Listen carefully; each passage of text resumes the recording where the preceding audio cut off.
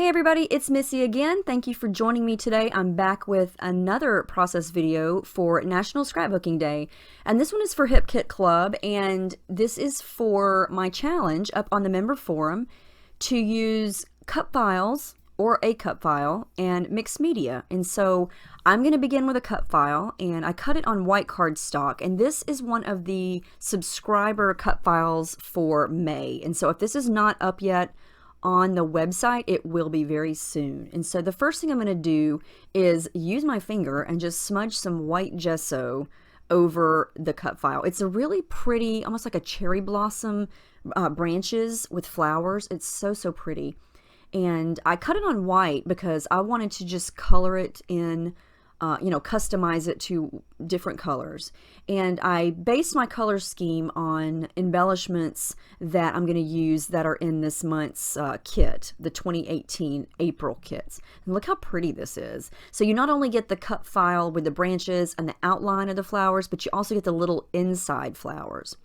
So what I'm going to start with is this package of Vicki Boutin art crayons, and we got these in a color kit a while back, but I'm just using the brown color and the nude color and just kind of smudging it with a little bit of water on my finger. I'm just coloring in the branches part, and I wanted it to be brownish, and so that's all I'm doing here. And I'm going to color in both of these because I cut two of the cut files, but I'm only going to wind up using one.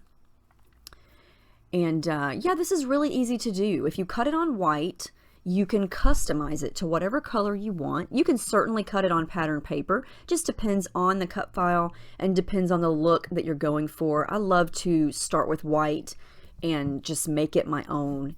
And so it just depends on what you want to do. And this is fun. If you like to get messy, this is something pretty easy to do. It's just kind of like coloring.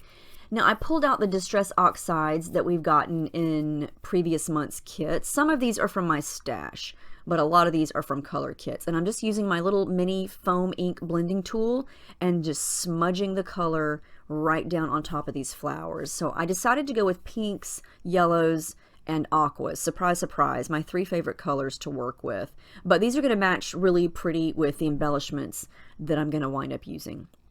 And yes, I'm using the cover of my Silhouette Cameo mat there. This is a very old mat, and I know I keep saying that it's on its way out, and it is.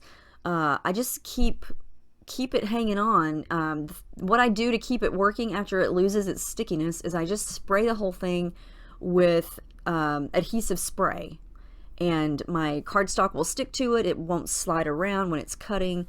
But after a while, it just gets really, gunky, and it just layers and layers of the spray. And so the mat really won't even stick to it anymore. But yeah, the cover is really good for doing this kind of thing. And so I thought, I'm just going to use it.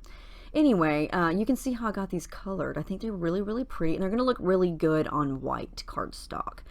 I decided that the branches turned out a little too brown, and so I'm just going to take my finger and stick it in some white gesso and kind of lighten it up a little bit. Because I want this layout to be soft and light and airy and not very dark. Now here are all the little inner pieces, and for whatever reason when I went to film this next part, I think I hit record twice, and so it turned my recorder off. But all I did to color these was I took some shimmer spray. I used aqua, pink, and yellow, and just sprayed right on top of them, right on top of my Cameo mat. So you can see there that they're all the matching colors. And so what I'm going to do is take those flowers and kind of do like a puzzle and just try to put them back in their spots. And I kind of like the fact that they're not all perfect because some of them tore when I peeled them off the mat. So I don't have every single one of them. So yeah, we're going to see how that goes later. But I'm going to use another piece of white cardstock. This is textured white cardstock from our color kit, or not the color kit, the cardstock kit. And I wanted to sort of create a really soft light blue sky. And so all I did was take some light blue acrylic paint and some white gesso and mix it together, and I'm just going for it. I'm just smudging it down with a palette knife, and I think it's going to look really pretty because it's going to just kind of create this nice little pretty soft sky with this nice tree branch on it. So it's kind of like a scene, but not really. To lighten it up even more, I'm going to go over it a couple times with some white gesso, and I'm just going to keep working on that until I get a lot of the paper covered. I don't want to cover all of it up, but I'm going to cover a great deal of it. Because you know me, I can't have just a solid white background. I just can't. I just can't. I have to add stuff to it. So I like how this is looking. I think it looks pretty. I like that you can still see the textures. Here are my pictures. Just some cute selfies from a few years ago of me and Paige when her two front teeth were just growing in. She just looked so cute. Yeah, I decided that I needed to add more to the background. I didn't want just the light blue. And so I'm coming in with some splatters, and I'm going to use shimmers. And these are all from Past Color kits as well. I'm going to add, let's see, an aqua, a blue, pink, and some yellow. And it's going to look dark when I first splatter it down, but then when I go over it with my paper towels, it's going to blot some of it up, and so it's still going to make it look nice and subtle.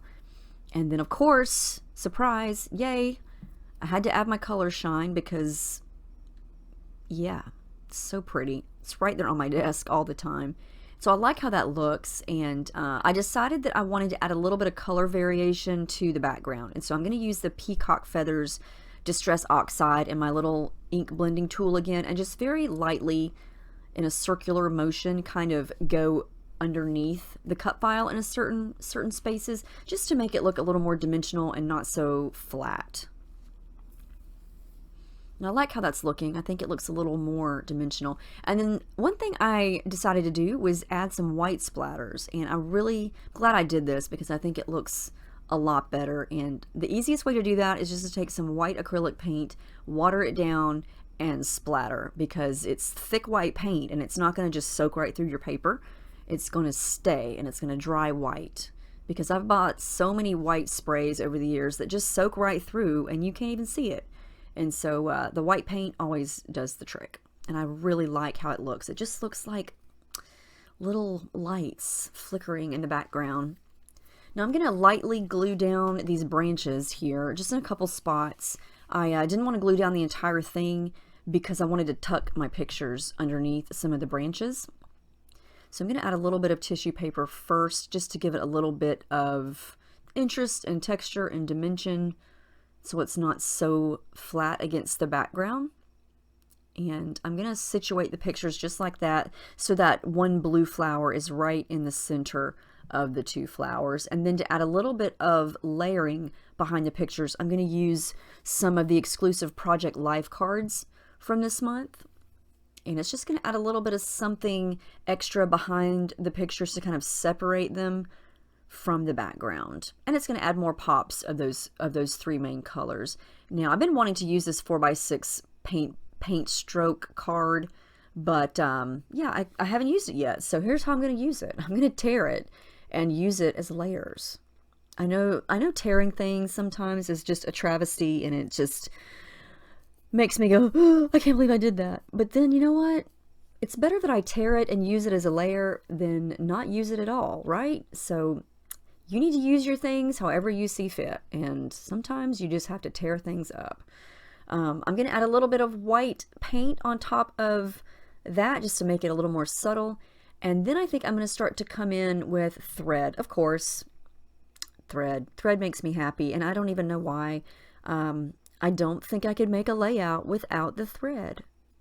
Does that make me weird? Do you have something signature that you do on every single layout that you just love and you don't even know why, but you just do it? That's kind of me and my thread. I don't even know what made me start doing that, and yeah, I just love the color it gives. I love the texture, and it's just messy. You know, all my backgrounds tend to be messy, and you know, everything around our house is just messy all the time. So I thought, you know what? This just adds to my messiness. So let's just embrace it and go with it.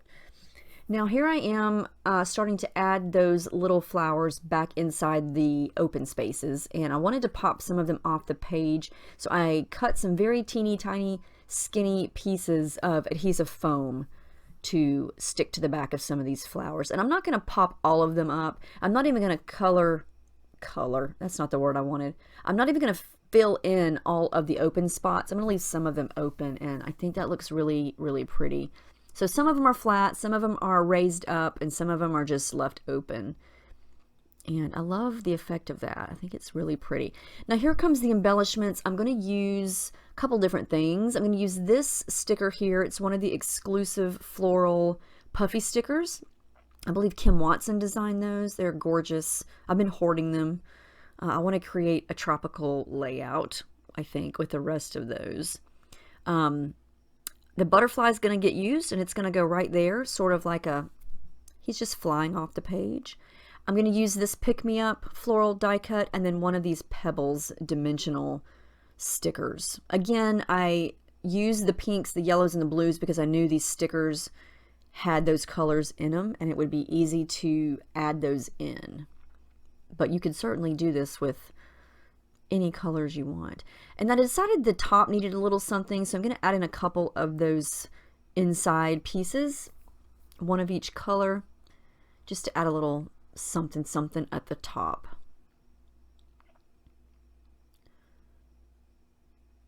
I'm going to make sure that everything's glued down, because whenever you're dealing with gesso, things don't like to stick. I'm going to use this really big gold puffy sticker, or thicker, from Crepe Paper. It says Sweet. You can actually see this better in person. It's so shimmery and shiny in the light, it's hard to tell, but it says Sweet. And then I'm going to use this little piece that says My Sunshine up at the top. And let's see. Oh yeah, I did a little bit of machine stitching to create a little trail for the butterfly. I just used white, so it's very subtle. And then the last thing I'm going to do is come in with my gold metallic pen and do my journaling. And I think that's going to wrap it up. I hope you guys are joining in on all these challenges. There's so many things going on. We have so many prizes and games and just lots of inspiration. There's the final layout. I love how this turned out, all because of a cut file. I'm telling you, cut files are the way to go if you like to create layouts just from scratch and let them kind of dictate your layout. So much fun to customize the colors. There you can see all of the details. It's very, very textured, and just, it was fun to get messy. I hope you guys will try this. Get your cameos going, or your Cricuts, and cut some cut files and get messy with it. And please upload your layouts to the member forum. And I hope you guys are having a great National Scrapbooking weekend. Thank you for joining us, and I will see you next time. Thanks for watching.